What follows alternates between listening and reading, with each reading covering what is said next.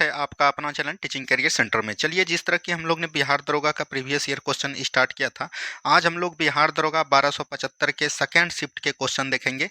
देखिए किस तरह के क्वेश्चन पूछे गए हैं। जो भी बिहार दरोगा का तैयारी कर रहे हैं उसके लिए ये बहुत ज़्यादा महत्वपूर्ण वीडियो होने वाला है। इसमें 1 से लेके 100 तक सभी प्रश्न दिए गए हैं। देखिए आपका कितना नंबर आता है और आपका ईमानदारी पूर्वक जितना नंबर आएगा आपको कमेंट्स बॉक्स में करना है, ताकि आपको पता चले कि आपकी तैयारी कितनी है।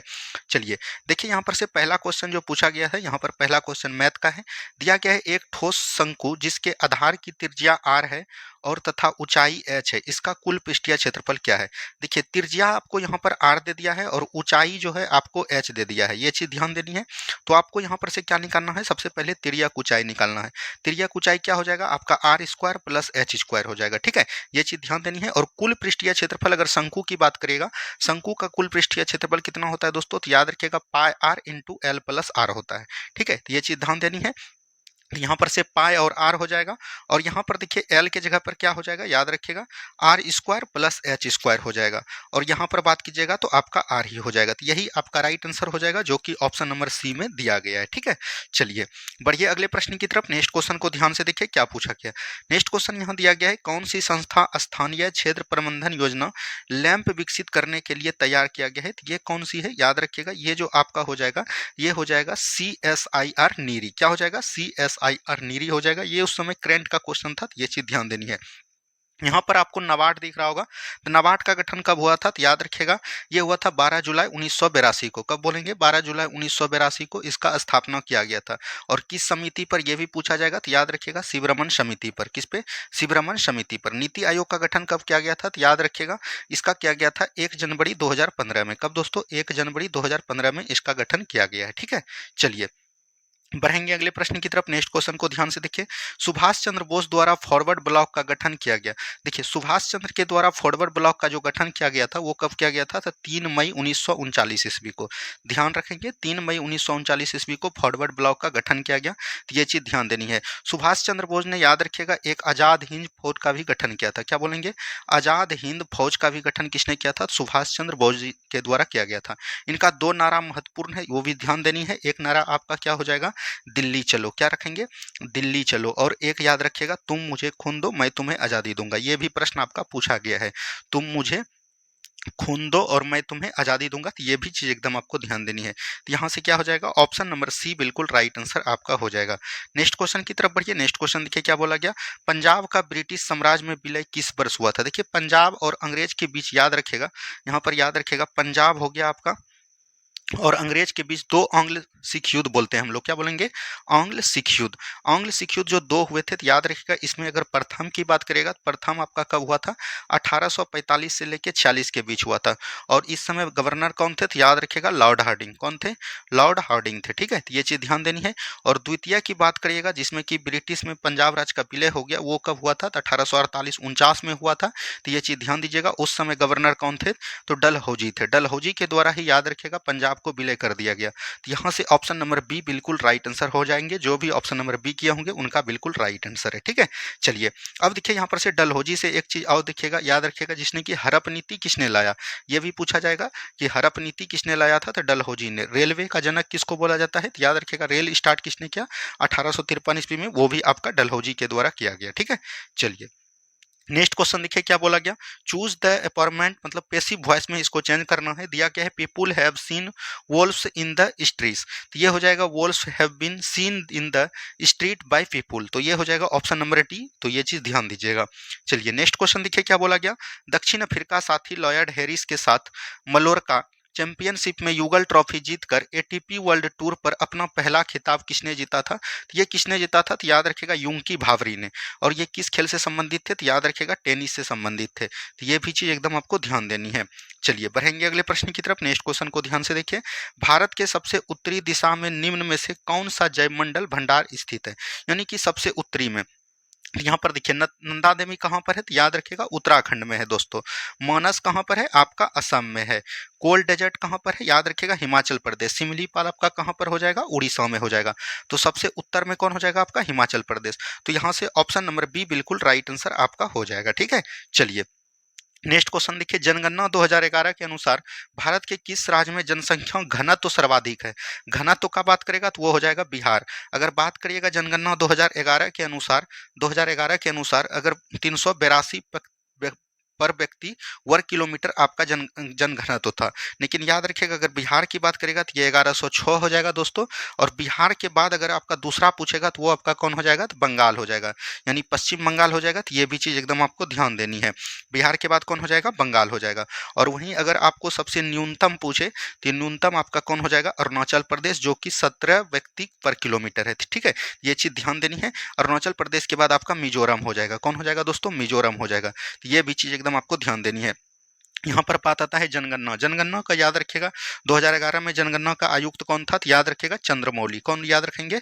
चंद्रमौली को याद रखिएगा। ठीक है, सबसे पहले भारत में जनगणना किसने स्टार्ट किया था? तो याद रखिएगा 1872 ईस्वी में लॉर्ड मेयो के द्वारा स्टार्ट किया गया। किसके द्वारा? लॉर्ड मेयो के द्वारा। और अगर नियमित जनगणना आपसे पूछेगा, क्या पूछेगा? नियमित जनगणना किसने किया था? तो याद रखिएगा लॉर्ड रिपन के द्वारा। और ये कब किया गया था? तो 1881 ईस्वी में। ये सब बातों को भी आपको ध्यान देनी है। बस आप लोग बने रहिए, देखिए आपकी तैयारी कितना गर्दा होने वाली है। चलिए नेक्स्ट क्वेश्चन देखिए, निम्नलिखित में से कौन सा जापान की मुद्रा का नाम है? देखिए जापान की मुद्रा का नाम क्या हो जाएगा? येन हो जाएगा। क्या हो जाएगा? येन। युआन कहाँ का है? याद रखिएगा चीन की है। कहाँ का दोस्तों? चीन का है। तो ये चीज ध्यान दीजिएगा। और यहाँ पर पीसो कहाँ का है? याद रखिएगा फिलीपींस का। कहाँ पर? फिलीपींस। और क्यूबा का भी क्या है? याद रखिएगा पीसो ही है। ठीक है, तो ये चीज एकदम आपको ध्यान देते हुए चलनी है। ठीक है, चलिए नेक्स्ट क्वेश्चन देखिए क्या बोला गया। मुद्रा का प्राथमिक कार्य क्या है? तो मुद्रा का प्राथमिक कार्य विनिमय के माध्यम और मूल्य का मापक दोनों हो जाएगा। तो यहाँ से ऑप्शन नंबर सी बिल्कुल राइट आंसर आपका हो जाएगा। अगले प्रश्न की तरफ बढ़िएगा। नेक्स्ट क्वेश्चन को देखिए क्या बोला गया। सर्वाधिक प्रचुरता वाला उत्पादन साधन है। देखिए साधन उत्पाद मतलब कि बोलिएगा उत्पादन का साधन कितने हैं दोस्तों? तो ये हो जाएगा आपका 4 हो जाएगा। सबसे पहले आएगा क्या? भूमि। उसके बाद क्या आ जाएगा दोस्तों? पूंजी आएगा। उसके बाद क्या आएगा? श्रम आएगा। उसके बाद क्या आ जाएगा? आपका उद्यमी आएगा। क्या आएंगे? उद्यमी आएगा। भूमि जिसके पास होगा उसको क्या मिलेगा? रेंट मिलेगा। पूंजी को क्या मिलेगा? जो भी पूंजी लगाएगा उसको जो है दोस्तों क्या मिलेगा? मतलब बोल सकते हैं आपका मतलब कि लाभ मिलेगा। श्रम को दोस्तों वेतन मिलेगा। और उद्यमी को पूरे मतलब जितना भी होगा उसको दोस्तों क्या मिलेगा? लाभ मिलेगा। तो यहाँ पर से सबसे उत्पादन का साधन है तो वो हो जाएगा आपका श्रम। श्रम ही बोर्ड सही आंसर माना है, तो ऑप्शन नंबर बी बिल्कुल राइट आंसर हो जाएगा। ठीक है, चलिए नेक्स्ट क्वेश्चन, दो सेक्टर अर्थव्यवस्था प्रारूप में समग्र मांग होती है। देखिए सेक्टर व्यवस्था की अर्थव्यवस्था की बात करेगा, एक होता है दोस्तों बंद और एक होता है खुली अर्थव्यवस्था। तो बंद अर्थव्यवस्था में क्या होता है? तो याद रखिएगा ये आपका C+I होता है। ठीक है, ये भी चीज एकदम आपको ध्यान देनी है। और खुली अर्थव्यवस्था में C+I के साथ साथ याद रखिएगा उपभोक्ता भी होता है। ठीक है, ये भी चीज एकदम आपको ध्यान देनी है। चलिए बढ़ेंगे अगले प्रश्न की तरफ। नेक्स्ट क्वेश्चन देखिए क्या बोला गया। जो बात लोगों को सुनी हो, मतलब लोगों से सुनी हो, वाक्यांश के लिए एक शब्द। हमने बोला था कि कल भी आपको हिंदी का प्रश्न फर्स्ट शिफ्ट में पूछा था और दूसरी शिफ्ट में भी 2 हिंदी के प्रश्न पूछे गए थे। देखिए जनजाति क्या होता है? आदिवासी लोग को हम लोग क्या बोलते हैं? जनजाति बोलते हैं। तो ये तो नहीं होगा। जिज्ञासा, जिज्ञासा मतलब होता है कि कुछ आप जो है जानने का कोशिश कर रहे हैं, उसके बारे में हम लोग क्या करेंगे? जिज्ञासा। जजिया मतलब एक प्रकार का कर है, याद रखिएगा भूमि कर है, उसको जजिया बोलते हैं। जनश्रुति हो जाएगा, सुनने का काम कौन करते हैं? जो बात हमने लोगों से सुनी उसके लिए एक शब्द आ जाएगा जनश्रुति। तो यहाँ से ऑप्शन नंबर डी बिल्कुल राइट आंसर आपका हो जाएगा। ठीक है, चलिए नेक्स्ट क्वेश्चन देखिए क्या बोला गया। हिटलर का जन्म कहाँ हुआ था? तो हिटलर का जन्म याद रखिएगा बोरनाओ में हुआ था। कहाँ पर दोस्तों? बोरनाओ में हुआ था। ठीक है, तो ये चीज ध्यान दीजिएगा। अच्छा हिटलर का जन्म कब हुआ था? ये भी आपसे एग्जाम में पूछा जाएगा। तो याद रखिएगा 20 अप्रैल 1889 को। क्या रखेंगे? 20 अप्रैल 1889 को इनका जन्म हुआ था। उसके बाद हिटलर याद रखिएगा जर्मनी का चांसलर कब बनता है? तो ये भी चीज आपसे पूछा जाएगा। तो जर्मनी का चांसलर बनता है 1933 ईस्वी में। ठीक है, उसके बाद याद रखिएगा जर्मनी में ऑस्ट्रिया को कब मिलाया? एक नारा एक राज्य का नारा दे के मिलाया। याद रखिएगा 1900 बोल सकते हैं 1938 में मिलाया। तो ये भी चीज ध्यान दीजिएगा। हिटलर का दोस्तों एक आत्मकथा भी है, वो भी आपको ध्यान देनी है। एक आत्मकथा आपका कौन हो जाएगा? Mean camp. क्या हो जाएंगे? मीन कैंप हो जाएंगे। तो ये चीज भी एकदम आपको ध्यान देनी है। इस तरह के प्रश्न आपके एग्जाम में देखने को मिलेगा। ठीक है, चलिए नेक्स्ट क्वेश्चन देखिए, प्राकृतिक संसाधनों का दोहन से वस्तु का उत्पादन करने वाला क्षेत्र क्या कहलाता है? तो ये प्राथमिक क्षेत्र आपका कहला जाएगा। ऑप्शन नंबर ए बिल्कुल राइट आंसर आपका हो जाएगा। ठीक है, चलिए नेक्स्ट क्वेश्चन देखिए, राज्य विधान परिषद का न्यूनतम सदस्य संख्या कितनी होगी? देखिए कल जो पूछा गया था आपका विधानसभा के बारे में पूछा गया था, और आप आज को जो पूछा गया है वो आपका क्या पूछा गया है? विधान परिषद के बारे में। तो विधान परिषद के बारे में सभी चर्चा कल हमने विधानसभा के बारे में बता दिया। जो नहीं देखें जाके देख लीजिएगा। देखिए विधानसभा जो है याद रखिएगा विधानमंडल का ही भाग है, विधानमंडल का भाग है। तो ये चीज ध्यान दीजिएगा। और इसको हम लोग क्या बोलते हैं? उच्च सदन बोलते हैं। जिस तरह विधानसभा सभी 28 राज्यों में है, उस तरह दोस्तों विधान परिषद सभी 28 राज्यों में नहीं है। तो ये भी चीज़ ध्यान देना है। और इसमें दोस्तों याद रखिएगा 169 में क्या बोला गया है, विधान परिषद के गठन के बारे में बताया गया।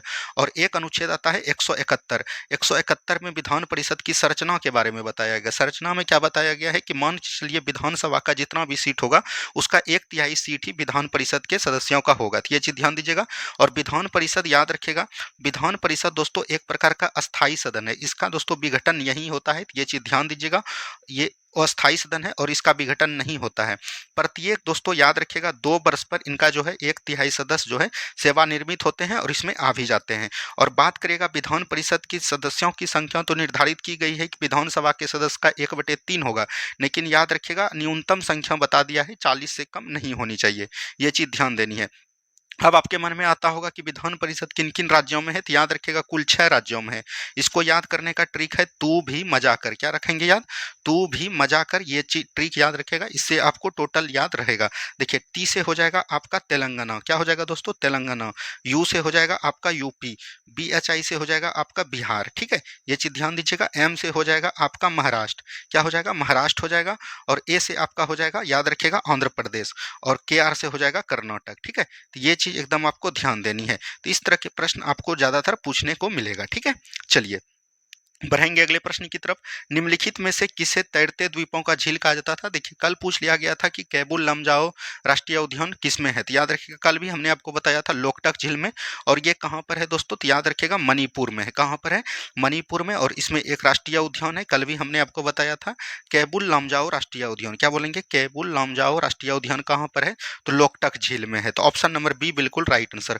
पुलकट झील आपका कहाँ पर है, याद रखिएगा आंध्र प्रदेश में है, या तो तमिलनाडु में भी बोल सकते हैं। और हुसैन सागर झील की बात करेगा तो ये आपका हैदराबाद के तेलंगाना शहर में है। ठीक है, तो ये चीज़ ध्यान देनी है। चलिए, और ढेवर झील को हम लोग कहाँ पर जानते हैं, तो याद रखिएगा ये आपका राजस्थान में हो जाएगा। कहाँ हो जाएगा, राजस्थान में हो जाएगा। तो हमने सारा चीज़ को बता दिया, आपको ध्यान देनी है। चलिए नेक्स्ट क्वेश्चन की तरफ बढ़िए। नेक्स्ट क्वेश्चन देखिए, बिहार के निम्नलिखित में से कौन सा जिला स्वर्ण खनिजों के लिए उत्पादक की सूची में। देखिए सोना के लिए पूछेगा तो आपका कौन हो जाएगा, जमुई हो जाएगा।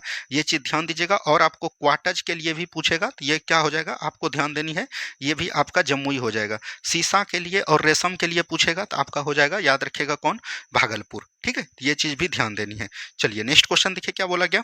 भारत छोड़ो आंदोलन का प्रस्तावक, प्रस्तावक जब भी पूछेगा तो याद रखिएगा वो हो जाएगा आपका जवाहरलाल नेहरू।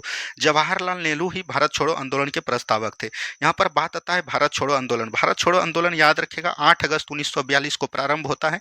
ये भी चीज ध्यान दीजिएगा। और इसमें जो है एक चलाया गया 0 आवर। क्या चलाया गया दोस्तों, 0 आवर चलाया गया, जिसमें कि याद रखिएगा जिसमें भी क्रांति मतलब कि आंदोलनकारी थे सभी को पकड़कर जेल में हिरासत कर लिया गया था। तो ये चीज ध्यान देनी है।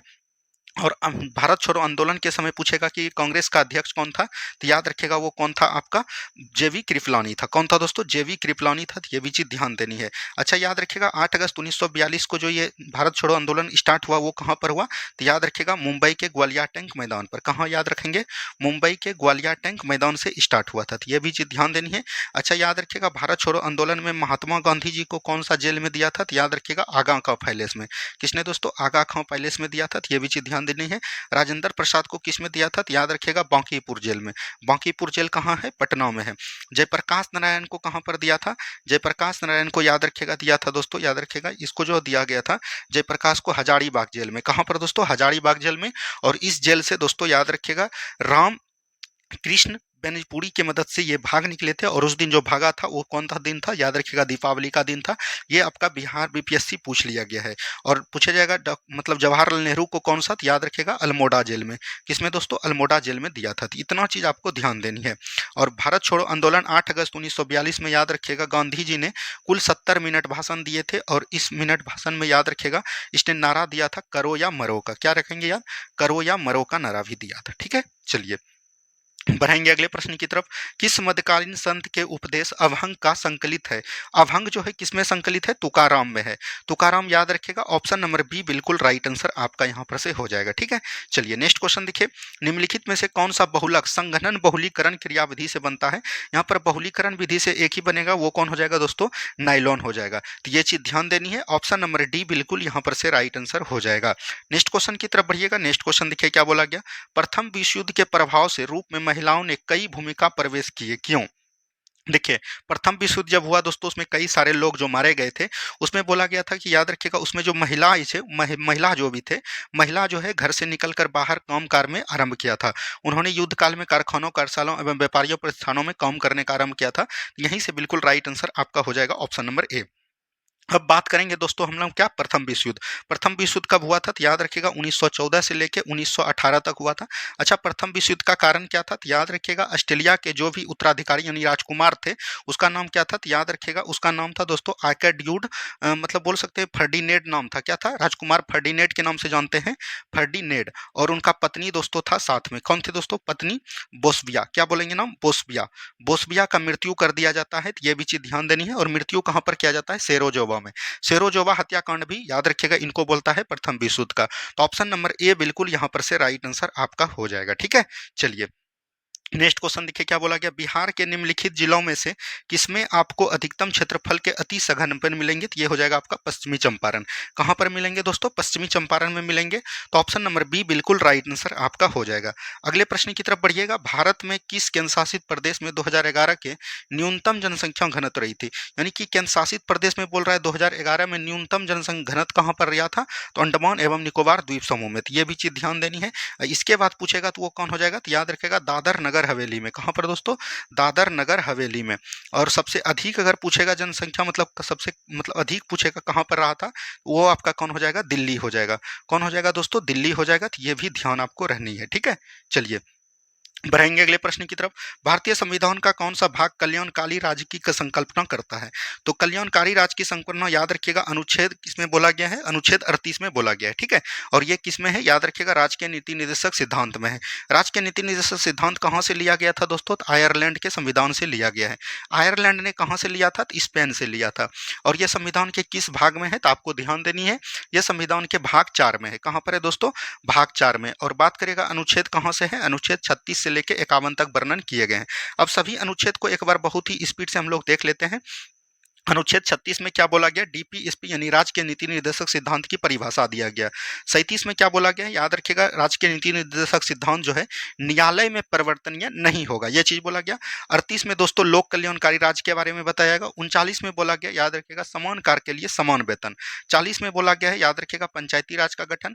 41 में बोला गया है कुछ दशा में समाजी मतलब सरकारी सेवा। ठीक है, 42 में बोला गया, याद रखिएगा प्रस्तुति संहिता। 43 में बोला गया निर्वाह योग मजदूरी। 43 के क में बोला गया दोस्तों कुटीर उद्योगों को बढ़ावा देना। 43 के ख में बोला गया है, याद रखिएगा सहकारी समिति। 44 में बोला गया समान सिविल संहिता। 45 में बोला गया 6 से कम वर्ष के बच्चे को शिक्षा देना अनिवार्य है। और 46 में बोला गया अनुसूचित जाति एवं जनजाति के उपबंध। और 47 में बोला गया पोषण स्तर को बढ़ावा देना, मादक पदार्थ को नियंत्रण करना। 48 में बोला गया है कृषि एवं पशुपालन। 48 के क में बोला गया है वन्यजीव एवं पर्यावरण का संरक्षण। 49 में बोला गया है स्मारक मतलब बोल सकते हैं राष्ट्रीय स्मारकों का संरक्षण। और 50 में बोला गया है दोस्तों क्या बोलेंगे? कार्यपालिका और न्यायपालिका का पृथकीकरण। और 51 में बोला गया है विदेशी शांति और अंतर्राष्ट्रीय समझौता। तो ये चीज एकदम आपको ध्यान देनी है। ये आपका राज्य के नीति निर्देशक सिद्धांत से परिभाषा थे। और दोस्तों कहाँ से लिया गया है और कितने अनुच्छेद है, सभी बातों को हमने आपको बताने का प्रयास किया। ठीक है, चलिए नेक्स्ट क्वेश्चन देखिए, निम्नलिखित में से कौन सी गैस ओजोन परत के लिए हानिकारक है? देखिए ओजोन परत की बात करेगा तो ओजोन परत के लिए कौन सा हानिकारक है? तो याद रखिएगा क्लोरोफ्लोरोकार्बन, जिसको हम लोग क्या बोलते हैं? सीएफसी बोलते हैं। यानी कि हो जाएगा क्लोरोफ्लोरोकार्बन। ठीक है, तो ये चीज ध्यान देनी है। अच्छा, यहाँ पर बात आता है ओजोन परत के लिए एक प्रोटोकॉल हुआ था जिसको हम लोग किस नाम से जानते हैं? तो याद रखिएगा मॉन्ट्रियल प्रोटोकॉल से जानते हैं। क्या दोस्तों? मॉन्ट्रियल प्रोटोकॉल के नाम से जानते हैं। मॉन्ट्रियल प्रोटोकॉल कब हुआ था? तो याद रखिएगा 16 सितंबर 1987 ईस्वी को हुआ था। इसीलिए हम लोग 16 सितंबर को हर वर्ष क्या मनाते हैं? ओजोन दिवस के रूप में मनाते हैं। क्या बोलेंगे? ओजोन दिवस के रूप में मनाते हैं। तो ये आपको ध्यान देनी है। ठीक है, चलिए बढ़ेंगे अगले प्रश्न की तरफ। यहाँ पर दिया गया है 6400 रुपया का 6% वार्षिक प्रतिवर्ष की दर से 11 फरवरी से 7 जुलाई 2022 तक साधारण ब्याज क्या होगा? देखिए साधारण ब्याज निकालने के लिए आपको जो है वर्ष दिया गया है, प्रतिवर्ष दर दिया गया है, मूलधन है और आपको समय निकालना है। तो 11 फरवरी में कितना दिन बचेगा दोस्तों? ये आपका लीप ईयर नहीं होगा तो 28 दिन होगा, तो इसमें कुल 17 दिन बच जाएगा। 11 17 28 हो जाएगा। उसके बाद मार्च आपका 31 दिन हो जाएगा, अप्रैल आपका 30 दिन हो जाएगा, उसके बाद दोस्तों मई आपका 31 दिन हो जाएगा, जून आपका 30 दिन हो जाएगा और जुलाई में 7 दिन लेना है। इन सभी को जोड़िए तो आपका देखिए कितना हो जा रहा है, याद रखिएगा 7 एक 8, 8 8 एक 9, 7 16 हो जाएगा 6, और बचेगा कितना 1, और याद रखिएगा 1 1 2 3 5 3 8 3 11 3 14, यानी कि 146 हो गया। 146 दोस्तों दिन हो गया। इसको जब वर्ष में बदलिएगा तो 365 से आपको भाग देना पड़ेगा। तब आप यहाँ से निकाल लीजिए एस आई बराबर क्या होता है PRT अपॉन 100। तो PRT मूलधन कितना है 6400 है, और वर्ष आपका 6% है, तो इसको नीचे 100 कर देंगे, और आपका 146 बटे कितना हो जाएगा दोस्तों 365 हो जाएगा। इसको जब आप काटकूट कीजिएगा तो ये आपका कितना आ जाएगा, तो 153.6 आ जाएगा, जो कि आपका ऑप्शन नंबर ए बिल्कुल राइट आंसर हो जाएगा। ठीक है, चलिए बढ़ेंगे हम लोग अगले प्रश्न की तरफ। अवसर की समानता से संबंधित अनुच्छेद है। तो देखिए समानता की बात किया गया है कहाँ से दोस्तों, याद रखिएगा, यानी विधि के समक्ष समानता या समानता की बात किया है कहाँ से, तो ये भी चीज ध्यान देनी है। ये किया गया है अनुच्छेद 14 से लेके 18 तक। ठीक है, ये चीज ध्यान दीजिएगा। उसके बाद स्वतंत्रता का अधिकार दिया गया है। स्वतंत्रता का अधिकार 19 से लेकर 22 तक किया गया है, यह भी चीज ध्यान दीजिएगा। उसके बाद शोषण के विरुद्ध अधिकार, शोषण के विरुद्ध अधिकार याद रखिएगा 23 से 24 तक दिया गया है। उसके बाद दोस्तों धार्मिक स्वतंत्रता का अधिकार कब से दिया गया, याद रखिएगा 25 से लेकर 28 तक। उसके बाद दोस्तों आपका शिक्षा का अधिकार दिया गया है। शिक्षा का अधिकार है 29 से लेकर 30 तक। और उसके बाद आपका दिया गया था संपत्ति का अधिकार, जिसको समाप्त कर दिया। उसके बाद दिया गया है संवैधानिक उपचार। क्या याद रखेंगे, संवैधानिक उपचार, संवैधानिक अनुचार अनुच्छेद 32 में दिया गया था। ये आपका 16 में दिया गया है, तो ये चीज ध्यान देनी है। अनुच्छेद 14 में क्या बोला गया है, विधि के समक्ष समानता, यदि सभी के लिए समान कानून है। और 15 में बोला गया है धर्म जाति लिंग के आधार पर किसी में भेदभाव नहीं किया जाएगा। 16 में बोला गया है अवसर की समानता, जो आपका प्रश्न है। 17 में बोला गया है अस्पृश्यता का अंत यानी छुआछूत का अंत। 18 में बोला गया है उपाधियों का अंत। 19 में क्या बोला गया है दोस्तों, याद रखिएगा अभिव्यक्ति की स्वतंत्रता। 20 में बोला गया दो सिद्धि के विरुद्ध संरक्षण। 21 में बोला गया प्राण एवं दैहिक स्वतंत्रता। 22 में बोला गया है, याद रखिएगा इसमें बोला गया गिरफ्तारी के विरुद्ध संरक्षण। ठीक है, ये चीज ध्यान दीजिएगा। 23 में बोला गया बलात्श्रम या बेगारी प्रथा। 24 में बोला गया है 14 वर्ष के कम बच्चे को कारखानों में शामिल नहीं किया जाएगा। 25 में बोला गया है धार्मिक स्वतंत्रता। 26 में बोला गया है कि धार्मिक कार्यों का उपबंध। 27 में बोला गया है धार्मिक कार्य के लिए जो भी धन आप इकट्ठा करेंगे उस पर भारत सरकार टैक्स आपको नहीं लगाएगा। 28 में बोला गया है कोई भी विद्यालय अगर सरकारी के पैसे से पूर्ण रूप से चल रहा है तो वहां पर धार्मिक शिक्षा नहीं दी जाएगी। 29 में बोला गया है अल्पसंख्यक वर्गों के बारे में, हितों के बारे में संरक्षण।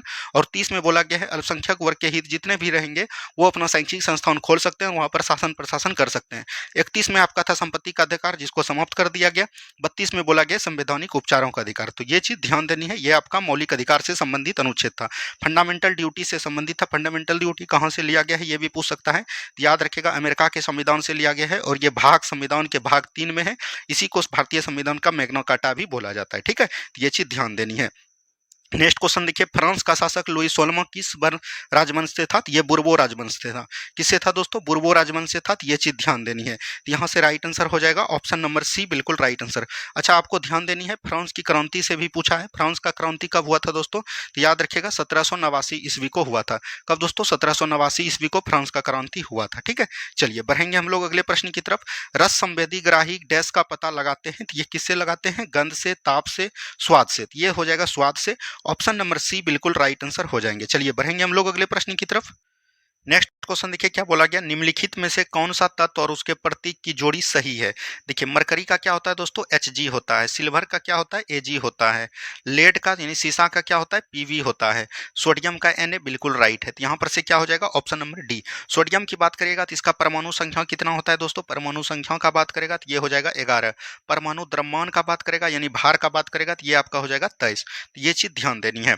चलिए बढ़ेंगे हम लोग अगले प्रश्न की तरफ। सेंटियागो राजधानी है। सेंटियागो कहाँ की राजधानी है, तो याद रखिएगा चिली की राजधानी कहाँ पर हो जाएगा, सेंटियागो। उरुग्वे की राजधानी कहाँ पर है, तो याद रखिएगा मोंटेविडियो कहाँ पर हो जाएगा, मोंटेविडियो। उरुग्वे की राजधानी कहाँ पर है, मोंटेविडियो। पेरू की राजधानी कहाँ पर हो जाएगा, लीमा। कहाँ पर दोस्तों, लीमा। गुआना का राजधानी आपका कहाँ हो जाएगा, याद रखिएगा जॉर्ज टाउन। क्या याद रखेंगे, जॉर्ज टाउन। तो इस तरह से आपको ध्यान देनी है। चलिए बढ़ेंगे अगले प्रश्न की तरफ। निम्नलिखित में से कौन सा अल्नीनो का प्रभाव नहीं है, यह भूमध्य वायुमंडलीय परिसंच के विकृति उत्पन्न करती है। ये बिल्कुल ठीक है दोस्तों। ये समुद्री जल में दोस्तों प्लावन की संख्या इसमें कम हो जाता है, इससे दोस्तों इसमें मछली भी मर जाती है और अनियमितता उत्पन्न कर देती है। ये भी दोनों सही है। और ये मछली की संख्या कम हो जाती है, तो ये भी ठीक है। यह पेरू तट के जल को तापमान को कम कर देती है, तो ये आपका नहीं होगा। ये आपका अल्नीनो का प्रभाव नहीं है। तो नहीं पूछ रहा था, तो ऑप्शन नंबर डी ही आपका राइट आंसर हो जाएगा। ठीक है, चलिए बढ़ेंगे अगले प्रश्न की तरफ। यूनेस्को का मुख्य कार्य क्या है, देखिए यहाँ पर बात आता है यूनेस्को। यूनेस्को का दोस्तों याद रखिएगा गठन कब हुआ था, तो याद रखिएगा 16 अप्रैल 1945 1945 को। कब दोस्तों? 1945 को। और इसका मुख्यालय कहाँ है? तो याद रखेगा, हेडक्वार्टर की बात करेगा तो ये दोस्तों फ्रांस के पेरिस में है। कहाँ पर दोस्तों? फ्रांस के पेरिस में है, तो ये चीज ध्यान दीजिएगा।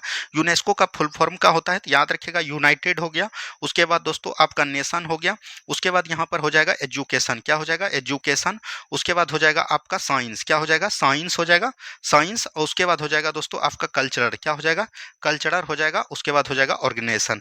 यहाँ पर से इसका फुल फॉर्म ही पूछा गया, शिक्षा, विज्ञान, संस्कृति और अंतर्राष्ट्रीय सहयोग द्वारा शांति की स्थापना करना। तो यही हो जाएगा बिल्कुल right answer, option number A. अगर आप इसका फुल फॉर्म जानते होंगे तो ये आंसर आप सही कर दिए होंगे जो भी एग्जाम दिए होंगे। ठीक है, चलिए नेक्स्ट क्वेश्चन। 2011 की जनगणना के अनुसार बिहार का कौन सा जिला न्यूनतम साक्षरता वाला? न्यूनतम साक्षरता वाला आपका कौन हो जाएगा? पूर्णिया हो जाएगा। और वहीं सबसे अगर अधिकतम पूछेगा, अधिकतम साक्षरता वाला कौन हो जाएगा? तो वो आपका रोहतास हो जाएगा। तो ये चीज एकदम आपको ध्यान देते हुए चलनी है। ठीक है, चलिए नेक्स्ट क्वेश्चन देखिए, दूरी समय ग्राफ का ढलान क्या होता है? तो चाल बराबर क्या होता है? दूरी बटे समय। याद रखिएगा ये चाल हो जाएगा, ढलान क्या हो जाएगा? चाल हो जाएगा। इस तरह से दोस्तों दूरी समय चलेगा इस तरह से, तो याद रखिएगा इसका क्या होगा? चाल जो है समान होगा। तो ऑप्शन नंबर डी बिल्कुल राइट आंसर आपका हो जाएगा। ठीक है, चलिए नेक्स्ट क्वेश्चन, काला अशोक किस राजवंश से संबंधित था? देखिए मगध राजवंश पर दोस्तों कई वंश हुए, जिसमें कि याद रखिएगा एक था शिशुनाग वंश। कौन थे दोस्तों? शिशुनाग वंश। शिशुनाग वंश का स्थापना शिशुनाग ने अपने नाम पर ही किया था। और शिशुनाग ने, याद रखेगा दोस्तों, आपका जो पाटलिपुत्र राजधानी था मगध का, पाटलिपुत्र राजधानी को कहां पर स्थानांतरित किया था? वैशाली स्थानांतरित किया था। उसी का एक शासक हुआ दोस्तों कौन? काला अशोक। काला अशोक को याद रखेगा पुराण में क्या बोला जाता है? काकवर्ण बोला जाता है। तो ये चीज ध्यान दीजिएगा। और इसने जो है वैशाली से राजधानी कहाँ स्थानांतरित किया? पुनः जो है ये पाटलिपुत्र स्थानांतरित किया। इससे ज्यादा यही प्रश्न इससे बनते हैं, तो ये चीज ध्यान दीजिएगा। ये शिशुनाग वंश से संबंधित हो जाएगा। काला अशोक के समय याद रखेगा द्वितीय बौद्ध संगति हुआ था। क्या दोस्तों? द्वितीय बौद्ध संगति हुआ था। ये चीज ध्यान दीजिएगा। द्वितीय बौद्ध संगति कब हुआ था? 383 ईस्वी में। और ये कहां पर हुआ था? तो याद रखिएगा वैशाली में हुआ था। कहां पर दोस्तों? वैशाली में हुआ था। तो ये चीज ध्यान दीजिएगा। और इसके दोस्तों पूछा जाएगा कि आपको अध्यक्ष कौन था? तो याद रखिएगा शावाकामी।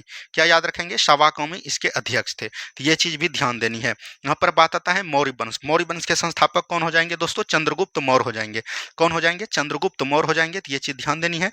सातवाहन वंश के कौन हो जाएंगे संस्थापक? सिमुख हो जाएंगे। तो ये भी चीज ध्यान देनी है। और हर्यक वंश के संस्थापक हो जाएंगे बिंबिसार। कौन हो जाएंगे दोस्तों? बिंबिसार। तो इतना चीज एकदम आपको ध्यान देनी है। चलिए नेक्स्ट क्वेश्चन देखिए, तांबे की वस्तुएं अपनी चमक खो देती है और हरे रंग की परत बनाती है, जो ये किससे होता है? कॉपर हाइड्रोक्साइड के कमी होता है। तो ये चीज ध्यान देनी है, जो कि हरा रंग तांबे इसको रिएक्ट करते हैं। ऑप्शन नंबर बी बिल्कुल राइट आंसर। कॉपर का बात करेगा, परमाणु संख्या कितना होता है दोस्तों? 29 होता है। और इसका द्रव्यमान अगर पूछेगा या भार आपको याद रखनी है कितना होता है? 63.5 होता है। तो ये भी चीज एकदम आपको ध्यान देनी है। चलिए नेक्स्ट क्वेश्चन देखिए क्या बोला गया, राष्ट्रपति पद के लिए चुनाव के लिए जमानत राशि कितनी होती है? 15,000 रुपया। कितना होता है दोस्तों? 15,000 रुपया। ये याद रखिएगा, इनका जो है शर्त बताता है, या तो इनकी योग्यता में ही आता है। योग्यता इनका क्या क्या है? तो ये भी चीज ध्यान दीजिएगा। भारत का नागरिक हो, उम्र 35 वर्ष हो चुका हो, ये चीज ध्यान दीजिएगा। लोकसभा की सदस्य बनने की योग्यता रखती हो। और 15,000 देने के जमानत राशि के बाद अगर ये दोस्तों 1/6% बोल सकते हैं, 1/6 भाग मतलब वोट हासिल नहीं कर पाती, तो इनकी राशि जमानत जब्त हो जाएगी। तो ये चीज ध्यान दीजिएगा। 1997 तक दोस्तों यह राशि 2500 था, लेकिन याद रखिएगा 1997 के बाद यह राशि कितना कर दिया? 15,000 रुपया कर दिया। तो ये भी चीज ध्यान देनी है आपको। इस तरह के प्रश्न आपके एग्जाम में पूछे जाते हैं। और यहाँ से पूछा जाएगा, इसमें जो है राष्ट्रपति के चुनाव में 50 प्रस्तावक और 50 अनुमोदक आपको होने चाहिए। क्या दोस्तों? 50 प्रस्तावक और 50 अनुमोदक आपको होने चाहिए राष्ट्रपति चुनाव लड़ने के लिए। यहाँ पर बात आता है राष्ट्रपति से। राष्ट्रपति संबंधी सभी अनुच्छेद को आप एक बार देख लीजिए। देखिए भारत का एक राष्ट्रपति होगा, ये किसमें बोला गया है? अनुच्छेद 52 में बोला गया है। अनुच्छेद 53 में क्या बोला गया है? राष्ट्र की कार्यपालिका शक्ति। क्या दोस्तों? राष्ट्र की संघ की कार्यपालिका शक्ति किसमें निहित होगी? तो राष्ट्रपति में निहित होगी। 54 में बोला गया है, याद रखिएगा, निर्वाचन मंडल, यानी कि चुनाव में कौन कौन भाग लेंगे इसके बारे में बताया गया। 55 में बताया गया है विधि के बारे में, निर्वाचन विधि के बारे में, यानी कि एकल संसदीय मत प्रणाली द्वारा राष्ट्रपति का चुनाव होगा। 56 में बोला गया है राष्ट्रपति का पद यानी कार्यकाल 5 वर्षों का होगा। 57 में बोला गया है राष्ट्रपति दोस्तों पुनः निर्वाचित हो सकते हैं। ठीक है। 58 में बोला गया राष्ट्रपति बनने के लिए क्या क्या योग्यता होनी चाहिए? उम्र 35 वर्ष हो, भारत का नागरिक हो, लोकसभा का सदस्य बनना सके। 59 में बोला गया है शर्त, दोस्तों राष्ट्रपति बनने के लिए क्या क्या शर्तें या दक्षता होनी चाहिए। 60 में बोला गया है, याद रखिएगा, शपथ। क्या बोलेंगे? शपथ बोला गया। और 61 में दोस्तों राष्ट्रपति का महाभियोग बताया गया है। तो इतना अनुच्छेद को एकदम आपको ध्यान देनी है। चलिए बढ़ेंगे अगले प्रश्न की तरफ। कौन सी कंपनी भारत में प्रथम इलेक्ट्रॉनिक कार लॉन्च किया था? तो वो हो जाएगा टाटा। कौन हो जाएंगे दोस्तों? टाटा हो जाएंगे। तो ये भी चीज ध्यान देनी है। अभी आपको बताना है कि वर्तमान में दोस्तों टाटा जी के मृत्यु के बाद इनका दोस्तों सीईओ किसको बनाया गया है या नया अध्यक्ष किसको बनाया गया, ये आपको कमेंट करनी है। चलिए नेक्स्ट क्वेश्चन। लाल लेटेराइट मिट्टियां किस फसल के लिए अधिक उपयुक्त होती है? देखिए लाल लेटेराइट मिट्टियों की बात करेगा तो इसमें दोस्तों कई तरह के होते हैं, जैसे आपका हो गया चाय हो गया, उसके बाद दोस्तों आपका कॉफी हो गया, उसके बाद आपका काजू हो गया। ये सभी जो है किसमें पाए जाते हैं? लाल लेटेराइट मिट्टियों में पाए जाते हैं। तो यहाँ से ऑप्शन नंबर ए बिल्कुल राइट आंसर। लाल लेटेराइट मिट्टियां याद रखिएगा सबसे अधिक उच्च ताप भी महसूस करता है और सबसे अधिक बारिश भी महसूस करता है। तो ये भी चीज ध्यान देनी है। और ये किस क्षेत्र में पाए जाते हैं? जैसे आपका हो गया केरल वाला क्षेत्र, तमिलनाडु वाला क्षेत्र, आंध्र प्रदेश वाला क्षेत्र, वहां पर दोस्तों कौन सी मिट्टी पाई जाती है? तो लाल लेटेराइट मिट्टी भी पाई जाती है। तो ये भी चीज ध्यान देनी है। यहाँ पर बात करेगा भारत में सबसे अधिक मिट्टी कौन पाया जाता है दोस्तों? तो याद रखिएगा जलोढ़ मिट्टी पाया जाता है। जलोढ़ मिट्टी। जलोढ़ मिट्टी दो प्रकार के होते हैं, एक होते हैं दोस्तों खादर और एक होते हैं बांगर। तो ये चीज ध्यान दीजिएगा। खादर को क्या बोलते हैं? नवीन जलोढ़ मृदा, और बांगर को बोलते हैं पुरानी जलोढ़ मृदा। तो ये भी चीज ध्यान देनी है। चलिए बढ़ेंगे अगले प्रश्न की तरफ। द्रव अवस्था से गुजरे बिना गैसीय अवस्था से सीधे ठोस अवस्था में परिवर्तन, यानी कि याद रखिएगा गैस से जो है आपका ठोस बन गया, और या तो ठोस से गैस, अगर ठोस से गैस पूछता तो ये ऊर्ध्वपातन हो जाता, लेकिन आपके ऑप्शन में निक्षेप दिया है तो ये आपका बिल्कुल राइट आंसर हो जाएगा। गैस से ठोस आपका क्या हो जाएगा? निरपेक्ष। तो ये चीज ध्यान दीजिएगा। अगर आप ठोस कोई चीज है उसको आप द्रव में बदलना चाहेंगे तो ये आपको किस विधि से हो जाएगा? तो याद रखिएगा गलनांक विधि से। द्रव को फिर से ठोस में आपको जाना होगा तो आपको जमाना होगा, इसीलिए हिमांक बिंदु। तो ये भी चीज ध्यान देनी है। द्रव से दोस्तों आपको गैस में जाना है तो आपको क्या करना पड़ेगा? तो याद रखिएगा बॉइलिंग, यानी कि क्वथनांक करना पड़ेगा। क्या दोस्तों? क्वथनांक बिंदु द्वारा। और गैस से द्रव में अगर जाना होगा तो आपको याद रखनी है संघनन बिंदु द्वारा इसको प्राप्त कर सकते हैं। क्या दोस्तों? संघनन बिंदु द्वारा। तो ये 6 फैक्ट आपको ध्यान देनी है। चलिए नेक्स्ट क्वेश्चन देखिए क्या बोला गया। पी आर सिरजेस और सविता पुनिया का समान खिताब जीते किस टेबल खेल से संबंधित था? तो ये हॉकी खेल से संबंधित था। तो ये भी चीज ध्यान दीजिएगा। पी आर सिरजेस हॉकी का गोलकीपर माना जाता है, इसको याद रखनी है। और इसने दोस्तों अभी आपको जो है याद रखेगा क्या क्या है, संन्यास ले लिया है। ठीक है। चलिए नेक्स्ट क्वेश्चन। रुधिर कणिकाओं जो रक्त से थक्का का निर्माण में सहायक होता है वो कौन होता है? प्लेटलेट होता है। देखिए यहाँ पर बात करेंगे रक्त। रक्त का दोस्तों खोज किसने किया था? तो याद रखिएगा रक्त समूह का खोज किसने किया था? तो लैंड स्टीनर ने। कौन दोस्तों? कार्ल लैंड स्टीनर ने इसका खोज किया था। तो ये भी चीज ध्यान देनी है। और रक्त का पीएच मान कितना होता है ये भी पूछा जाता है आपके एग्जाम में। 7.4 होता है। रक्त दो प्रकार के होते हैं दोस्तों, एक होते हैं आरबीसी, याद रखिएगा ठोस, और एक होते हैं द्रव। ठोस में दोस्तों कौन कौन आते हैं? आरबीसी हो गया, डब्ल्यूबीसी हो गया, तो ये चीज ध्यान दीजिएगा, और प्लेटलेस हो गया, तो ये चीज ध्यान दीजिएगा। और द्रव में आपका एक मात्रा आता है कौन, जिसको हम लोग बोलते हैं प्लाज्मा। क्या दोस्तों? प्लाज्मा रक्त का 55% भाग होता है, तो ये चीज ध्यान दीजिएगा।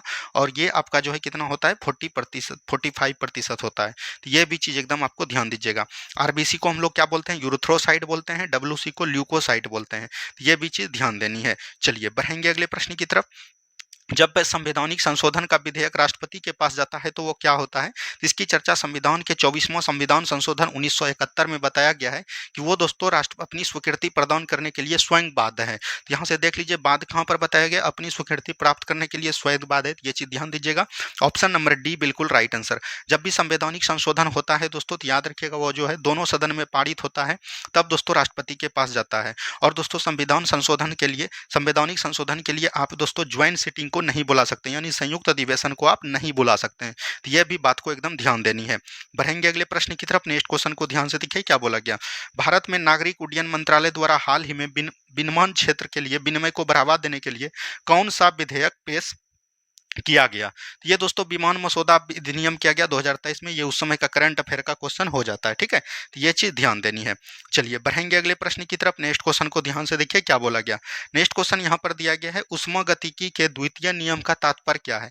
यानी कि ऊष्मागति के द्वितीय नियम का तात्पर्य यह है कि किसी भी इंजन की दक्षता 100% नहीं होगी, यानी कि किसी भी वस्तु की शक्ति जो है 100% नहीं हो सकती है। यह आपका बताता है ऊष्मागति का द्वितीय नियम। तो किसी ऊष्मा इंजन की दक्षता 100% नहीं हो सकती है, यही बताया गया है आपका ऊष्मा का नियम। ये भी चीज एकदम ध्यान दीजिएगा। ऊष्मा को हम लोग किस में मापते हैं? तो कैलोरी में मापते हैं। किसमें दोस्तों? कैलोरी में मापते हैं। तो ये चीज ध्यान देनी है। चलिए बढ़ेंगे अगले प्रश्न की तरफ। नेक्स्ट क्वेश्चन है, निम्न में से किस कारण से मांगी गई मात्रा में वृद्धि व कमी होती है। देखिए, मांगी गई मात्रा में अगर वृद्धि होगा तो ये दोस्तों कीमत के मूल्य पर निर्धारण करता है। अगर कीमत दोस्तों बढ़ेगा तो डिमांड घटेगा, और कीमत अगर घटेगा तो डिमांड आपका बढ़ेगा। तो मांग किस पर निर्भर करता है? कीमत पर निर्भर करता है। कीमत का अगर परिवर्तन हो गया तो वो दोस्तों आपका मांग बढ़ जाएगा। अगर कीमत बढ़ेगा तो डिमांड आपका घटेगा, और कीमत अगर घटेगा तो डिमांड आपका बढ़ेगा। तो यहाँ से हो जाएगा संबंधित वस्तुओं की कीमत में परिवर्तन। ऑप्शन नंबर ए बिल्कुल राइट आंसर आपका हो जाएगा। ठीक है, चलिए बढ़ेंगे अगले प्रश्न की तरफ। भारतीय संविधान का कौन सा अनुच्छेद, यहाँ पर बोला गया भारतीय संविधान का कौन सा अनुच्छेद राष्ट्रपति को जानकारी देने के लिए संबंध में प्रधानमंत्री के कर्तव्य से संबंधित है। देखिए, अनुच्छेद 75 में बोला गया है कि प्रधानमंत्री की नियुक्ति कौन करेंगे दोस्तों, और उसका मतलब जितने भी मंत्री हैं उसका नियुक्ति कौन करेंगे? प्रेसिडेंट करेगा, यानी कि राष्ट्रपति करेंगे। और 61 में क्या है दोस्तों? राष्ट्रपति के महाभियोग की चर्चा है। ठीक है, और 52 में आपका क्या है दोस्तों? तो राष्ट्रपति पद की चर्चा है। तो यहाँ पर से क्या हो जाएगा? अनुच्छेद 78। अनुच्छेद 78 में बोला गया प्रधानमंत्री के कर्तव्य के बारे में संबंधित अनुच्छेद कौन है? अनुच्छेद 78।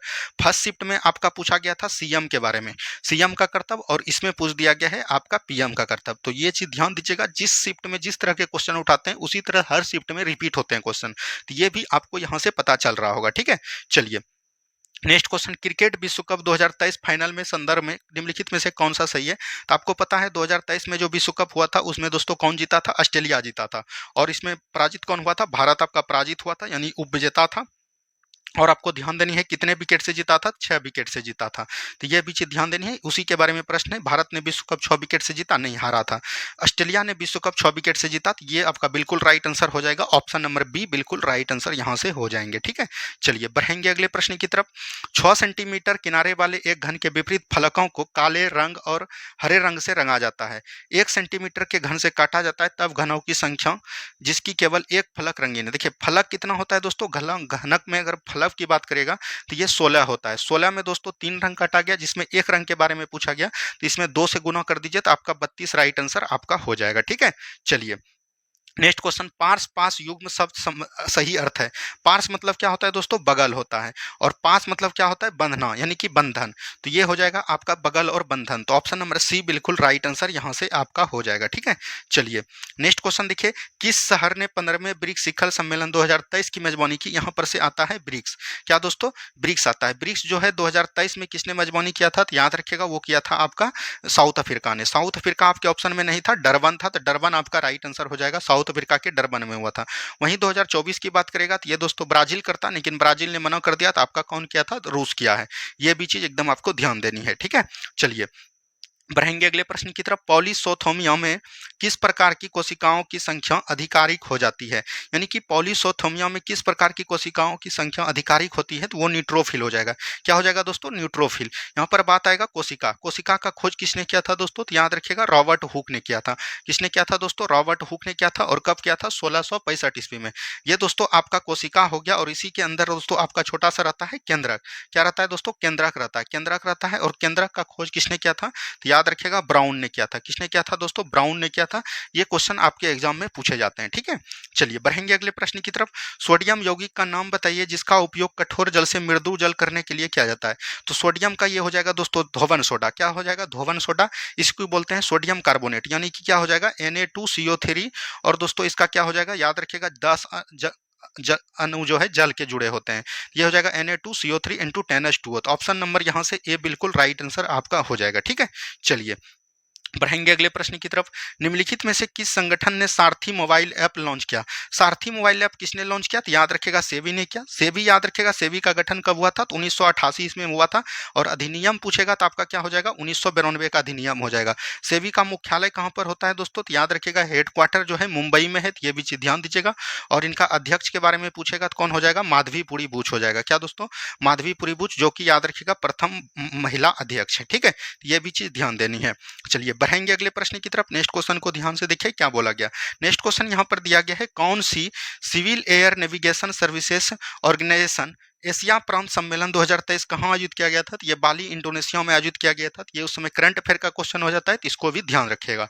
चलिए अगला क्वेश्चन देखिए क्या बोला गया, निम्न में से कौन से राज्य के उच्च न्यायालय के क्षेत्राधिकार से संबंधित है। तो उच्च न्यायालय का गठन कब किया गया था, तो याद रखिएगा उच्च न्यायालय की बात करेगा तो इसका दोस्तों अनुच्छेद 214 में वर्णन किया गया हाईकोर्ट के बारे में। हाईकोर्ट में बोला गया प्रारंभिक क्षेत्राधिकार, अपीलीय क्षेत्राधिकार और निरीक्षक क्षेत्राधिकार। परामर्श संबंधी क्षेत्र का अधिकार ये राष्ट्रपति को है और ये दोस्तों संविधान के 143 नंबर आर्टिकल में दिया गया है, तो ये नहीं होगा, 1 2 3 आपका हो जाएगा। ऑप्शन नंबर ए बिल्कुल राइट आंसर आपका हो जाएगा। ठीक है, चलिए बढ़ेंगे अगले प्रश्न की तरफ। इसको मिलाना है, सूची 1 को सूची 2 को मिलाना है। ग्राम पंचायत का गठन अनुच्छेद 40 में है दोस्तों, तो ये कहां पर दिया गया है, 3 में है। तो इस तरह के क्वेश्चन अभी तुरंत हमने बताया। एक समान नागरिक संहिता, यानी कि समान नागरिक संहिता कहां पर हो जाएगा, 44, तो ये हो जाएगा 4 में। ये दोस्तों कृषि एवं पशुपालन अनुच्छेद 48 में हो जाएगा, तो ये हो जाएगा 2। और न्यायपालिका और कार्यपालिका का पृथक्करण अनुच्छेद 50, तो ये हो जाएगा 1, यानी 3 4 2 1। 3 4 2 1 कहां पर है, ऑप्शन नंबर ए में है। ऑप्शन नंबर ए बिल्कुल राइट आंसर हो जाएगा। ठीक है, चलिए नेक्स्ट क्वेश्चन, निम्नलिखित में से कौन सा भारत के त्रिवर्तनिक विभाजन का भाग नहीं है। देखिए त्रिवर्तनिक विभाजन में भाग में कौन कौन आते हैं भारत का, एक आपका हो गया दोस्तों हिमालय, उसके बाद दोस्तों इसमें पर्वतमाला आ गया, उसके बाद दोस्तों उत्तर भारत का विशाल मैदान हो गया जिसमें गंगा नदी तंत्र और ब्रह्मपुत्र नदी तंत्र और सिंधु नदी तंत्र आते हैं, और उसके बाद दोस्तों आपका दक्षिण भारत का बोल सकते हैं प्रायद्वीपीय पठार आता है। ठीक है, तो यहाँ पर से देखिए प्रायद्वीपीय क्षेत्र आ गया, हिमालय और अन्य पर्वतीय श्रेणी आ गया, और दोस्तों सिंधु गंगा ब्रह्मपुत्र मैदान आ गया। पश्चिमी घाट और पूर्वी घाट नहीं होता है, याद रखिएगा पश्चिमी घाट और पूर्वी घाट जहां पर मिलता है उसको हम लोग क्या बोलते हैं, नीलगिरी क्षेत्र बोलते हैं। क्या बोलेंगे, नीलगिरी क्षेत्र। और नीलगिरी क्षेत्र में याद रखिएगा एक दोस्तों टोंडा जनजाति पाई जाती है। क्या दोस्तों, टोंडा जनजाति। और नीलगिरी क्षेत्र का सबसे ऊंची चोटी आपका क्या हो जाएगा, दोदा बेटा हो जाएगा। ये आपका एग्जाम में पूछा गया है। ठीक है, चलिए बढ़ेंगे अगले प्रश्न की तरफ। प्लेगरा रोग किस विटामिन की कमी से होता है, तो ये दोस्तों विटामिन B3 नियासिन की कमी से होता है, तो ये भी चीज ध्यान दीजिएगा। थायमिन किसको बोलते हैं, विटामिन B1 को बोलते हैं। कैल्सीफेलोर किसको बोलेंगे, विटामिन डी का रासायनिक नाम हो जाएगा। राइबोफ्लेविन विटामिन B2 का हो जाएगा। विटामिन ए का क्या हो जाएगा दोस्तों, रेटिनॉल हो जाएगा। क्या हो जाएगा, विटामिन ए का हो जाएगा रेटिनॉल। ठीक है, विटामिन सी का क्या हो जाएगा, एस्कॉर्बिक एसिड हो जाएगा। क्या दोस्तों, एस्कॉर्बिक एसिड हो जाएगा, तो ये चीज ध्यान दीजिएगा, एस्कॉर्बिक एसिड इसका नाम हो जाएगा। विटामिन डी का कैल्सीफेलोर हो गया। विटामिन ई का दोस्तों आपका क्या होता है, टोकोफेरॉल होता है। क्या होता है दोस्तों, टोकोफेरॉल होता है। ठीक है, तो ये चीज ध्यान देनी है। चलिए नेक्स्ट क्वेश्चन की तरफ बढ़िएगा। नेक्स्ट क्वेश्चन देखिए, बंगाल की खाड़ी के सहारे तटीय मैदान का भाग कौन होगा। देखिए दोस्तों ये आपका हो गया प्रायद्वीपीय भारत। यहाँ से दोस्तों गुजरात से गोवा के तट को हम लोग क्या बोलते हैं, तो याद रखिएगा इसको बोलते हैं कोक्कन तट। क्या बोलेंगे, कोक्कन तट बोलेंगे। गोवा से लेके दोस्तों कर्नाटक या मंगलुरु के तट को हम लोग क्या बोलेंगे, कन्नड़ तट बोलेंगे, कन्नड़ तट बोलते हैं। ठीक है, तो ये चीज ध्यान दीजिएगा। और यहाँ से दोस्तों कन्याकुमारी के क्षेत्र को हम लोग क्या बोलते हैं, याद रखिएगा मलाबार तट बोलते हैं। क्या दोस्तों, मलाबार तट बोलते हैं, तो ये भी चीज ध्यान दीजिएगा। उड़ीसा के तटीय मैदान को हम लोग उत्कल तट बोलते हैं, तो याद रखिएगा उत्तरी सरकार के तट को बोलते हैं। और ये जो वाला भाग है दोस्तों आपका महानदी से लेके कृष्णा नदी तक, इसको हम लोग क्या बोलते हैं, कोरोमंडल तट बोलते हैं। और यही दोस्तों आपका जो है बंगाल की खाड़ी से सटा हुआ है।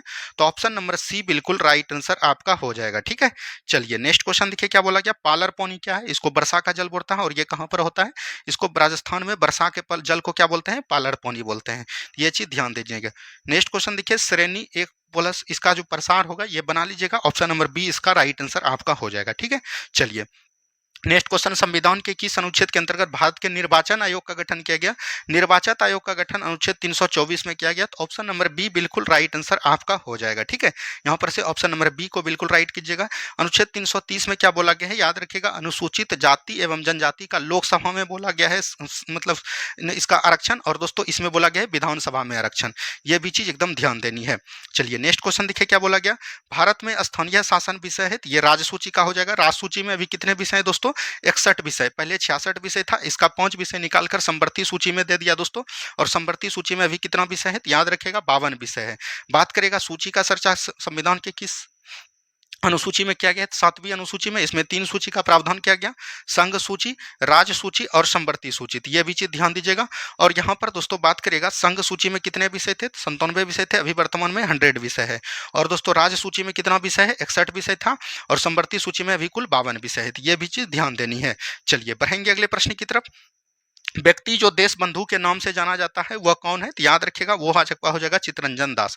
चित्तरंजन दास और मोतीलाल नेहरू ने, याद रखिएगा, एक दोस्तों स्वराज पार्टी का गठन किया था।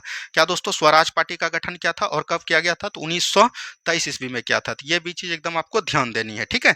चित्तरंजन दास को हम लोग क्या बोलते हैं? देश बंधु। राजेंद्र प्रसाद को हम लोग किस नाम से जानते हैं? अजात शत्रु के नाम से जानते हैं।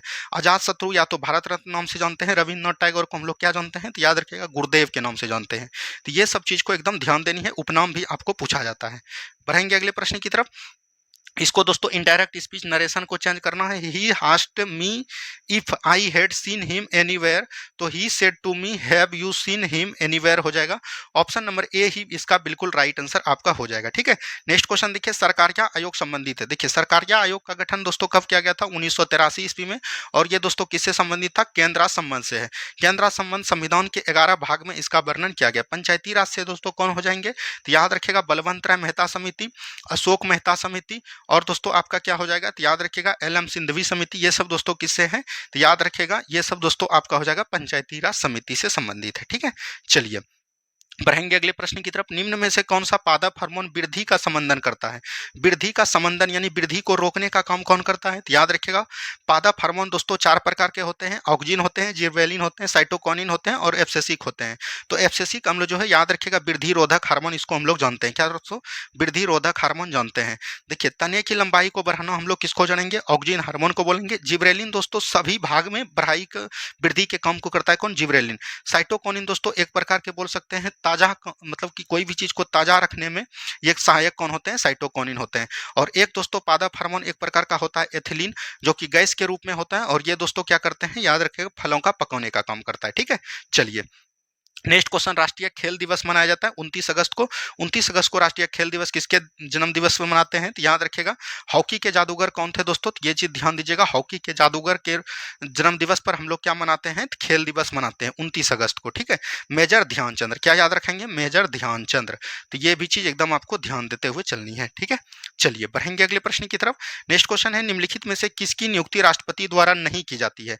देखिए राष्ट्रपति द्वारा नियुक्ति कई चीजों का किया जाता है। भारत का मुख्य न्यायाधीश बिल्कुल किया जाता है, लोकसभा का अध्यक्ष, वायुसेना, राज्यपाल, ये सब का किया जाता है। लेकिन लोकसभा का अध्यक्ष की चर्चा याद रखेगा संविधान में अनुच्छेद 89 में किया गया है, सॉरी 93 में किया गया है कि लोकसभा का एक अध्यक्ष होगा और उपाध्यक्ष होगा। तो इसकी दोस्तों नियुक्ति नहीं की जाती है। ये दोस्तों लोकसभा का जितना भी सदस्य होता है उस सदस्य में ही दोस्तों वरिष्ठतम सदस्य को चुना जाता है। ये भी चीज ध्यान देनी है। ऑप्शन नंबर बी बिल्कुल राइट आंसर आपका हो जाएगा, ठीक है। लोकसभा की बात करिएगा तो अभी दोस्तों लोकसभा की चर्चा संविधान के अनुच्छेद 81 में की गई है और अभी दोस्तों 18वीं लोकसभा चल रही है। लोकसभा का अध्यक्ष अगर अभी आपको पूछेगा दोस्तों तो आपका कौन हो जाएगा? तो याद रखिएगा आपका हो जाएगा ओम बिरला। कौन दोस्तों? ओम बिरला हो जाएंगे। और दोस्तों ये कहाँ से राज्यसभा संसद जीते हैं? तो याद रखिएगा राजस्थान के कोटा क्षेत्र से, कोटा के बूंदी नमक से। ये भी चीज ध्यान देनी है। चलिए बढ़ेंगे अगले प्रश्न की तरफ। कपूरी देवी एक ख्यानात्मक कलाकार है, पेंटिंग से संबंधित है। मधुबनी, मधुबनी चित्रकला कहाँ में है? याद रखिएगा ये बिहार से संबंधित है। तो ये भी चीज ध्यान देनी है। चलिए बढ़ेंगे अगले प्रश्न की तरफ। 301 से लेकर 400 सीसी श्रेणी में 2023 Indian national motorcycle racing championship INMRC किसने जीता? तो ये किसने जीता है दोस्तों? तो याद रखिएगा ये जीता है राजीव सेतु ने। ऑप्शन नंबर बी बिल्कुल राइट आंसर हो जाएगा, ठीक है। चलिए नेक्स्ट क्वेश्चन देखिए, जब एक पत्थर के टुकड़े को एक धागे से बांधकर क्षैतिकार वृत्ताकार में घुराया जाता है तो पत्थर के टुकड़े बेग किस बिंदु पर होगा? देखिए एक दोस्तों ये आपका हो गया क्षैतिजकार यानी कि वृत्ताकार, और दोस्तों यहाँ से आपका कोई पत्थर घुमा रहे हैं, ये दोस्तों जिस बेग निकलेगा उसी बेग में दोस्तों ये अपना प्रस्थापित कर लेगा। तो यानी कि बोल सकते हैं वृत्ताकार पथ को लंबवत एक वृत्त की त्रिज्या के अनुदिश बाहर की ओर नहीं, ये गलत हो जाएगा। उस बिंदु का वृत्ताकार पथ के स्पर्शीय रेखा के अनुदिश जिस रेखा में निकलेगा उसी में दोस्तों ये अपना बेग करते रहेगा। तो ऑप्शन नंबर बी बिल्कुल राइट आंसर हो जाएगा। और ये दोस्तों आपका एनसीईआरटी सवाल है, ठीक है। एनसीईआरटी क्वेश्चन बुक का ये क्वेश्चन है, ठीक है। चलिए नेक्स्ट क्वेश्चन, निम्नलिखित में से कौन रैयतवाड़ी व्यवस्था का प्रतिपादक था? रैयतवाड़ी व्यवस्था का प्रतिपादक कौन था दोस्तों? तो याद रखिएगा थॉमस मुनरो और रीड था। कौन दोस्तों? थॉमस मुनरो और रीड था। और ये दोस्तों कब किया गया था? तो 1992 ईस्वी में। और याद रखिएगा परे भूभाग पर 51% भूभाग पर यह लागू किया गया था। लॉर्ड कॉर्नवालिस द्वारा याद रखिएगा इसने जो है अस्थायी बंदोबस्त चलाया था। क्या दोस्तों? अस्थायी बंदोबस्त, ये अस्थायी बंदोबस्त चलाया गया था। और अस्थायी बंदोबस्त को हम लोग इस्तेमरारी बंदोबस्त बोलते हैं या सूर्यास्त कानून के नाम से जानते हैं। और ये 1793 ईस्वी में चलाया गया था। लॉर्ड कॉर्नवालिस के द्वारा, ठीक है। और एक दोस्तों चला गया था महलवाड़ी, क्या याद रखेंगे, महलवाड़ी। महलवाड़ी किसके द्वारा चला गया था, तो याद रखेगा हॉल्ट मैकेंजी के द्वारा। किसके द्वारा दोस्तों, हॉल्ट मैकेंजी के द्वारा। और पूरे भूभाग पर ये 31% भूभाग पर था।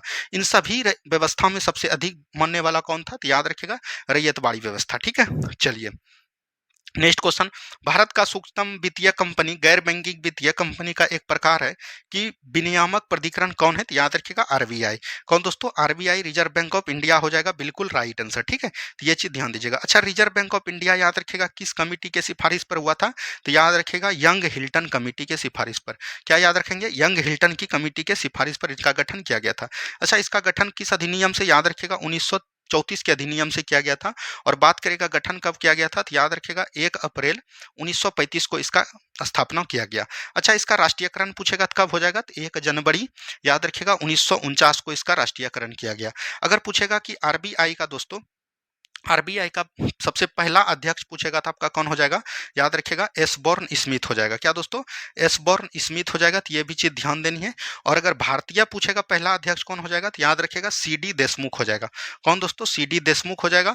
और वहीं अगर अभी वर्तमान में पूछेगा 25वें नंबर का कौन हो जाएगा, तो याद रखिएगा शक्तिकांत दास। कौन दोस्तों, शक्तिकांत दास। तो इस तरह से अभी आपका जो है इतना आरबीआई से प्रश्न बन सकता है, इससे बाहर एक भी प्रश्न नहीं जाएगा, ठीक है। चलिए बढ़ेंगे अगले प्रश्न की तरफ। नेक्स्ट क्वेश्चन को ध्यान से देखिए, रुधिर वाहिका जो कि एकल एंडोथेलियम स्तर से निमित होती है वह कौन हो जाएगा, आपका केशिकाएं हो जाएगा। कौन दोस्तों, केशिकाएं हो जाएगा। तो ये चीज ध्यान दीजिएगा, केशिकाएं द्वारा रक्त का संचार पूरे शरीर में होता है। ऑप्शन नंबर सी बिल्कुल राइट आंसर हो जाएगा, ठीक है। चलिए, डीआरडीओ का सर्वत्र क्या है, तो याद रखेगा मोबाइल सेतु निर्माण प्रणाली सुविधा, तो यही हो जाएगा ऑप्शन नंबर सी। डीआरडीओ का गठन कब किया गया था, तो 1958 में किया गया था। अभी आपको कमेंट करना है, याद रखिएगा कि डीआरडीओ का वर्तमान में अध्यक्ष कौन है। कौन दोस्तों, वर्तमान में अध्यक्ष कौन है, ये आपको कमेंट करनी है। बढ़ेंगे अगले प्रश्न की तरफ। ग्लोबल जेंडर रिपोर्ट किसके द्वारा जारी किया जाता है, तो याद रखेगा ये दोस्तों आईएमएफ के द्वारा, वर्ल्ड मॉनेटरी फंड के द्वारा किया जाता है। सॉरी, वर्ल्ड, हम बोल सकते हैं WI ऐप के द्वारा किया जाता है दोस्तों, याद रखिएगा वर्ल्ड इकोनॉमिक फोरम के द्वारा किया जाता है। तो ऑप्शन नंबर ए बिल्कुल राइट आंसर आपका हो जाएगा, ठीक है। चलिए बढ़ेंगे अगले प्रश्न की तरफ। ऑपरेशन फ्लड का संबंध किससे हो जाएगा, दूध उत्पादन से। और इसको हम लोग किस नाम से जानते हैं, श्वेत क्रांति के नाम से जानते हैं। श्वेत क्रांति का जनक किसको बोला जाता है दोस्तों, तो याद रखिएगा वर्गीज कुरियन को। क्या बोलेंगे, वर्गीज कुरियन को दोस्तों याद रखिएगा श्वेत क्रांति का जनक माना जाता है। राष्ट्रीय दुग्ध उत्पादन हम लोग कब मनाते हैं, तो याद रखिएगा राष्ट्रीय दुग्ध उत्पादन किस दिन मनाते हैं, तो 26 नंबर को मनाते हैं। कब दोस्तों, 26 नंबर को मनाते हैं, तो ये भी चीज ध्यान देनी है। चलिए बढ़ेंगे अगले प्रश्न की तरफ। मनुष्य में श्रव आवृत्ति का प्रास है। देखिए श्रव आवृत्ति का प्रास अगर आपको पूछेगा ऑडिबल ध्वनि कितना होता है, 20 हर्ट्ज से दोस्तों कितना हो जाएगा, तो याद रखिएगा 20,000 हर्ट्ज तक हो जाएगा। तो यहाँ से हो जाएगा ऑप्शन नंबर सी। 20 हर्ट्ज से कम होगा तो वो आपका हो जाएगा अश्रव ध्वनि। क्या दोस्तों, अश्रव ध्वनि। और 20,000 हर्ट्ज से अधिक होगा तो उसको हम लोग क्या बोलेंगे, प्राश्रव ध्वनि बोलेंगे, ठीक है। तो ये चीज ध्यान देनी है। बढ़ेंगे अगले प्रश्न की तरफ। रोहन 25 रुपया वास्तविक मूल्य से 425 शेयर समतुल्य मूल्य पर खरीदता है और यदि वह वर्ष के अंत में 675 रुपया लाभ प्राप्त करता है तो लाभांश की दर, अगर आपको प्रतिशत पूछेगा तो आपका एक वर्ष में दर कितना हो गया, लाभ कितना हो गया 675। और दोस्तों कितना, 25 रुपया की दर से 450, यानी 25 गुना 450 रुपया खरीदा है। याद रखिएगा 450 होगा 450। और दोस्तों यहाँ पर प्रतिशत निकालने के लिए 100 से गुना करेंगे तो ये 0 0 कट जाएगा। 5 से 5 बार में कटेगा दोस्तों, 5 से 2 बार में कटेगा, 5 से इसको कटाइए। ये दोस्तों 13 बारह 13 से 65, 135 दोनों कितना हो जाएगा, तो याद रखिएगा इसको दोस्तों। और यहाँ 45 है, क्या दोस्तों 45 है, तो 45 से ये कितना बार में कटेगा, तो इसको ध्यान देनी है। तो यहाँ पर से 45 जो है आपका 5 से इसको कटाइए 9 बार में, और 5 से ये कट जाएगा, 5 दूनी 10 और 3 5 7 35, तो 9 तिया कितना हो गया 27, तो 3 दोनों कितना हो गया दोस्तों 6%। आपका बिल्कुल right answer option number D हो जाएगा, ठीक है। चलिए अगला प्रश्न देखिए, सबसे अधिक प्रयोग करने वाला ज्वर रोधी दवा कौन हो जाएगा, तो पैरासीटामोल हो जाएगा। कौन दोस्तों, पैरासीटामोल हो जाएगा। तो ये चीज ध्यान देनी है। नेक्स्ट क्वेश्चन देखिए क्या बोला गया, निम्न में से कौन एक गैर सदस्य के रूप में संसद के किसी सदन की कार्यवाही में भाग ले सकता है। सो संसद के किसी भी सदन में बैठ सकता है, बोल सकता है, याद रखेगा, लेकिन याद रखेगा वोट नहीं दे सकता है। वो कौन हो जाएंगे, भारत का मुख्य न्यायाधीश। भारत का महान्यायवादी, भारत का महान्यायवादी का चर्चा संविधान के अनुच्छेद 76 में किया गया है और इसका 88 के क्लाउज 3 में बोला गया है कि संविधान के किसी भी सदन में बैठ सकते हैं, भाग ले सकते हैं, बोल सकते हैं, लेकिन वोटिंग नहीं कर सकते हैं। इसकी चर्चा संविधान के 88 के क्लाउज 3 में दिया गया है और अभी वर्तमान में आपको बताना है कि भारत का दोस्तों महान्यायवादी कौन है, ठीक है। उपराष्ट्रपति की चर्चा संविधान के अनुच्छेद 63 में वर्णित की गई है।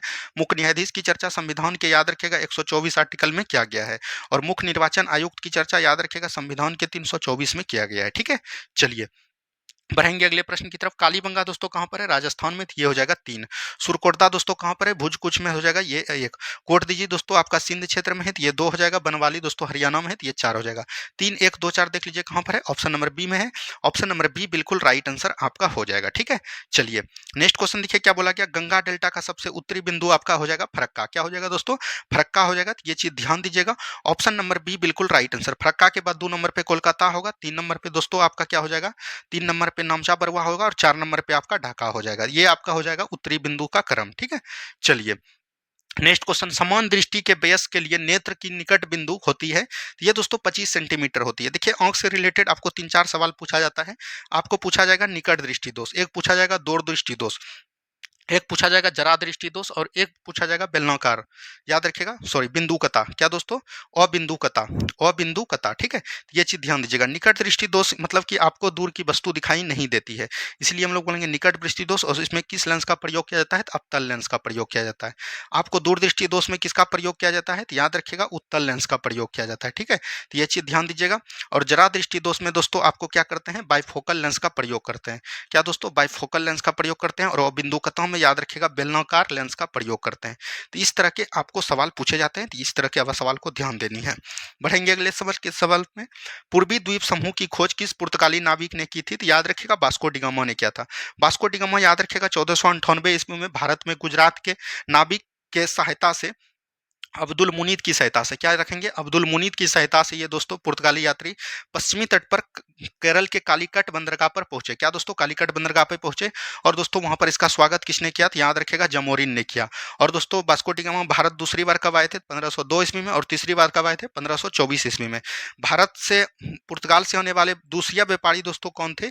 याद रखिएगा दूसरे व्यापारी कौन थे जो कि पहली बार भारत आए थे? तो याद रखिएगा अल्वरेज केवराल हो जाएगा। कौन दोस्तों? केवराल हो जाएगा। वह पुर्तगाली थे और दोस्तों ये कब आए थे? 1500 ईस्वी में आए थे। और दोस्तों गोवा पर अधिकार इसने कब किया था? तो याद रखिएगा 1510 ईस्वी में किया था।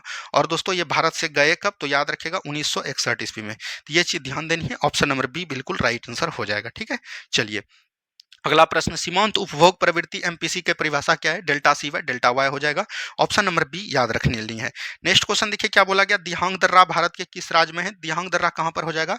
अरुणाचल प्रदेश में हो जाएगा। सिक्किम में दोस्तों कौन हो जाएगा? याद रखिएगा नाथुला हो जाएगा। और दोस्तों आपका क्या हो जाएगा? जलेफला हो जाएगा, ठीक है। ये चीज ध्यान देनी है। याद रखिएगा एक ट्रिक सराब जैसे हो जाएगा दोस्तों, छिपकिला हो जाएगा, रोहतांग हो जाएगा, बारालाचा हो जाएगा। याद रखनी है आपको मनाली। क्या दोस्तों? मनाली याद रखनी है। मनाली दोस्तों हो जाएगा माना, नीति, लिपुलेख, ये सब दोस्तों उत्तराखंड की है। ये सब चीज भी एकदम आपको ध्यान देनी है। चलिए बढ़ेंगे अगले प्रश्न की तरफ। पादप जिसका उपयोग बायोडीजल के रूप में किया जाता है उसको पहचानिए और सही विकल्प। तो अरंडी हो जाएगा, जोट्रोफा हो जाएगा, करंज, महुआ, सभी हो जाएगा। एबीसीडी बिल्कुल राइट आंसर। ये भी क्वेश्चन आपका 9th एनसीईआरटी का है, ठीक है। चलिए नेक्स्ट क्वेश्चन। हून किस भारतीय राज्य में मनाया जाने वाला एक सांस्कृतिक त्योहार है? तो ये मणिपुर में हो जाएगा। त्रिपुरी में दोस्तों क्या मनाते हैं? याद रखिएगा खारची महोत्सव मनाते हैं। मेघालय में दोस्तों क्या मनाते हैं? याद रखिएगा नोग्रैम मनाते हैं, ठीक है। ये चीज ध्यान दीजिएगा। असम में दोस्तों बिहू त्योहार मनाते हैं। और दोस्तों अंबुवासी का मेला कहाँ पर लगता है? तो याद रखिएगा ये भी दोस्तों आपका असम में होता है, ठीक है। चलिए नेक्स्ट क्वेश्चन। एक पूर्ण प्रतिस्पर्धी बाजार में निम्नलिखित विशेषताएं है। ये दोस्तों क्या है? बाजार में बड़ी संख्या में खरीदार और विक्रेता शामिल है, बिल्कुल ठीक है। सभी फर्म समरूप शाखाएं बनती है। प्रत्येक खरीदार और विक्रेता एक मूल्य लेने वाला है। ये सभी हो जाएगा 1 2 3 इसका बिल्कुल राइट आंसर हो जाएगा। नेक्स्ट क्वेश्चन देखिए। एज ऑफ टाइम किसकी पुस्तक है? कल्पना चावला का है। तो ऑप्शन नंबर बी बिल्कुल राइट आंसर आपका हो जाएगा।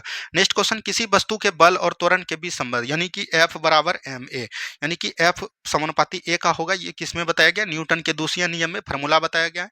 प्रथम नियम में बल की परिभाषा बताया गया है। और तृतीय नियम में बल के बीच के संबंध के बारे में बताया गया है, ठीक है। चलिए नेक्स्ट क्वेश्चन। दुर्गावती जलप्रपात बिहार के किस जिले में है? ये दोस्तों किस जिले में हो जाएगा? तो याद रखिएगा औरंगाबाद में। ऑप्शन नंबर ए बिल्कुल राइट आंसर हो जाएगा, ठीक है।